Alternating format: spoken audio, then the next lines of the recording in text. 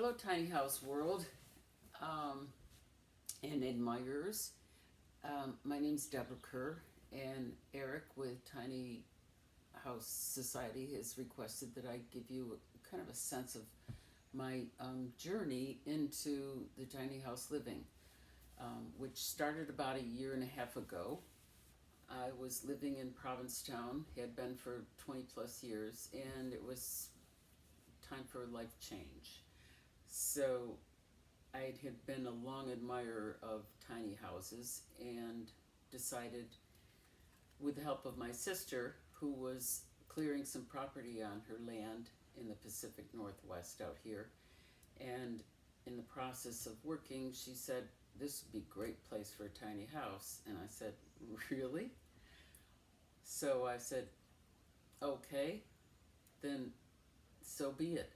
So that started the process.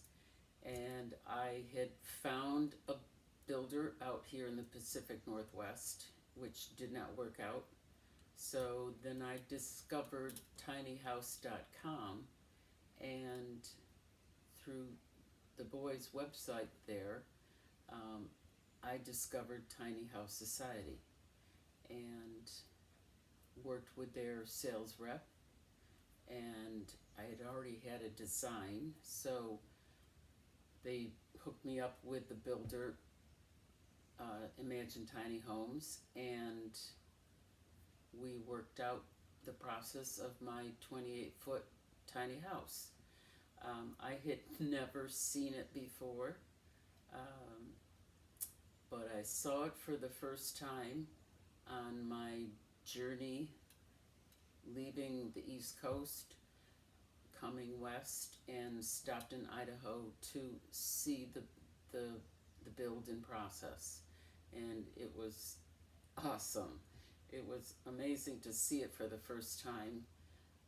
From the outside, it looked huge. Then when I got inside, it was definitely smaller, but understandably. But it has worked out great. I love the space. I love what they did. My one recommendation to anybody considering tiny house living, if you're going to have a second loft for sleeping, I would suggest considering lowering the first floor ceiling so that you have a little more head space in the loft area. I'm not real tall, but I'm 5'8", and I could have lowered that ceiling to give me, again, that headspace. But that's my one recommendation for anybody considering it. And on that note, it took about, the process for me took about a year and a half. But again, I started working with Tiny House Society and their builder, Imagine Tiny Homes, started working with them in the summer of last year of 2021, and we kind of firmed things up the winter of that year, and then I told them that I really had hoped that I could have the tiny at the end of May, and they delivered as promised. It came over on the required 7-minute ferry ride from Anacortes over to Guimas Island with no issues.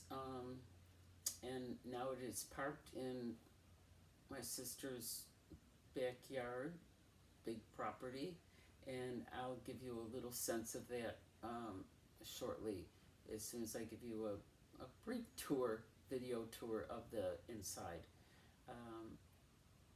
And that's about the end of my story. There's a lot to come yet.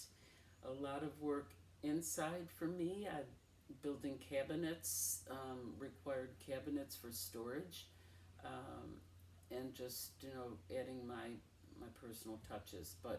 And then outside, I'm hooking up a gray water line to a mulch pit, and then the black water line for the toilet is going to be hooked into two large 300-gallon above ground septic tanks.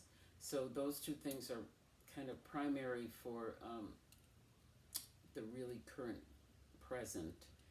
And then after that, I will be building 2 decks, one for the main entry area, and then also one to cover up the septic tanks.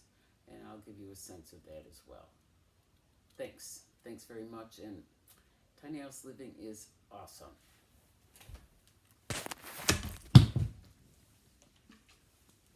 And here is a tour of my home.